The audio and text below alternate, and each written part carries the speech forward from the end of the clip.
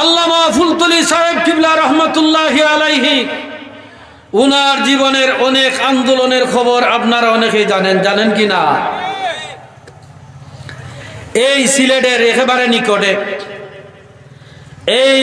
নিকটে শাহজালাল ইউনিভার্সিটির নাস্তিক মুরতাদ বিরোধী আন্দোলন সাক্ষী, জুড়ে বলুন ঠিক কিনা? এই শাহজালাল ইউনিভার্সিটির নামকরণ করা হয়েছিল শাহজালাল ইউনিভার্সিটি নামে, আর হলের মধ্যে অনেক নাস্তিক মুরতাদদের নাম লাগানো হয়েছিল। এই হল এক নাস্তিকের নাম, ওই হল আর এক নাস্তিকের নাম। বাংলাদেশের বড় বড় রাজনৈতিক দল এর বিরুদ্ধে আন্দোলন করেছে, সরকারের বিরুদ্ধে আন্দোলন করেছে। সরকারের লোম পর্যন্ত নড়ে নাই।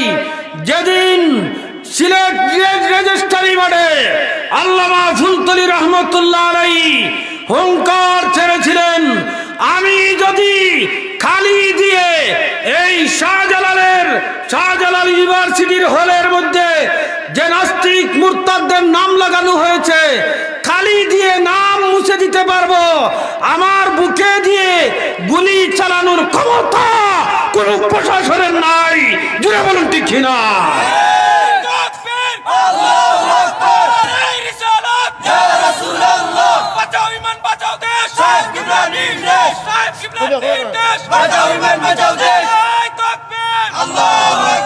সেই দিনের কথা আমরা এখনো সাক্ষী, আমরাও ছিলাম। ঘাটে ঘাটে বিডিআর ছিল বন্দুক নিয়ে ওৎফেতে। আল্লামা ফুলতলি সাহেব কিবলা বলেছিলেন 24 ঘন্টার ভিতরে নামকরণ স্থগিত না করা হলে সিলেটের জমিন উত্তপ্ত হয়ে যাবে। তখন সরকারের মসনদ কেঁপেছিল, তার দাবিতে 24 ঘন্টা পার হয়ে নাই, নামকরণ স্থগিত করা হয়েছে। জুড়ে বলুন ঠিক কিনা? আল্লাহর ওলিদের এমন পাওয়ার আছে কি নাই? আমরা তো করি না, আমরা কোন জানি। এখন আল্লাহর ওলিদের এমন ক্ষমতা আছে কি নাই?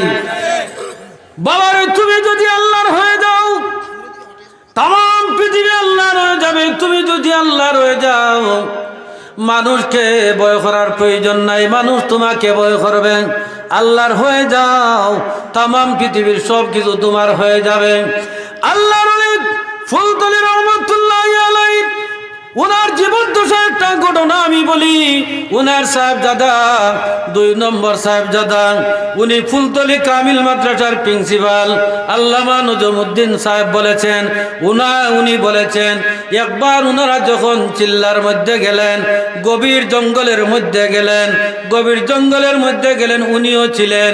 এমন সময় ওনারা জিকির করবেন, খানকা করবেন, আল্লাহ আল্লাহ জপবেন।